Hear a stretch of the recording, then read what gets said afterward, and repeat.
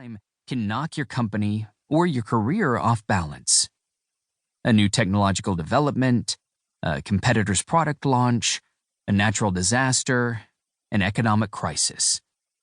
As you'll see in these pages, no matter the source of your troubles, creativity is the key to help you surf those waves and thrive again.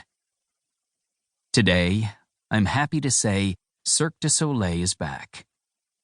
Our resident shows in China and Mexico were the first to return, followed by our iconic Las Vegas productions Mystère and O, then Michael Jackson 1, The Beatles' Love, and Ka.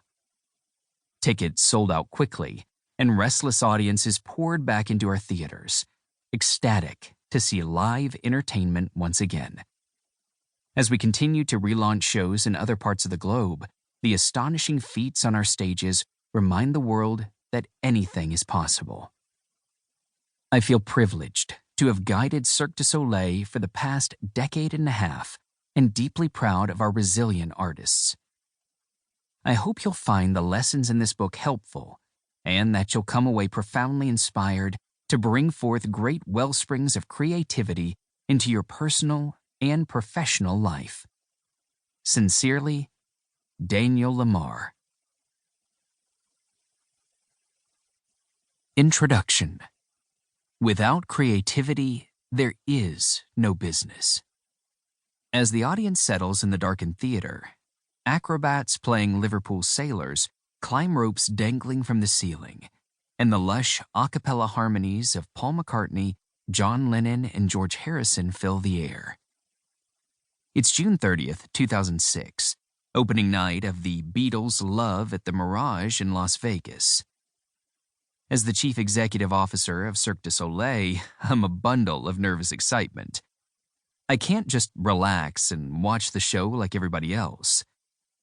Instead, my mind races back to the long series of improbable events that led to this magical moment. Our first meeting with Paul, George, Ringo, Olivia Harrison, and Yoko Ono in a London hotel suite. The endless negotiations with so many parties. The Beatles' management firm, Apple Corp., the record companies, the Mirage owner, MGM Resorts International, before finally getting the deal done. Asking the fifth Beatle, George Martin, and his son Giles to create the soundtrack, watching Paul appear at dress rehearsals to encourage our awestruck cast and crew.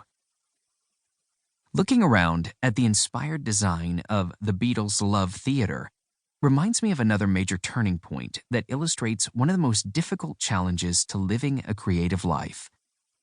How to bridge the gap between a brilliant idea and its practical execution.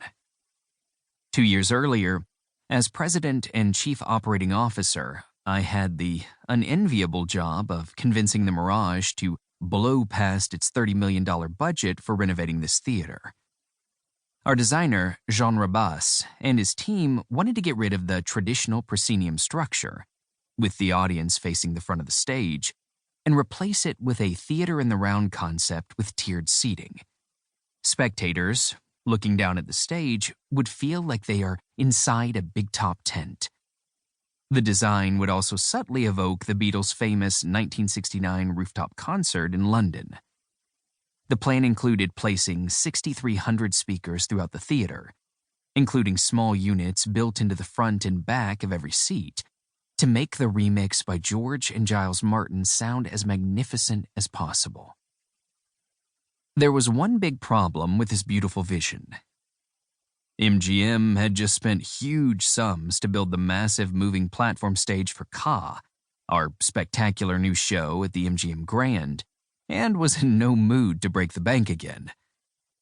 A renovation budget of $30 million may sound like a lot, but that's really only the bare minimum for all the complex rigging and technology our resident shows require.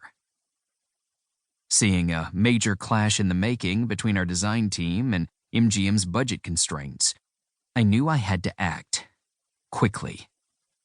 I had only been at Cirque for a few years by then, but had come to understand a fundamental truth about the symbiotic relationship between money and creativity. They both desperately need each other. Armed with detailed renderings of the proposed theater,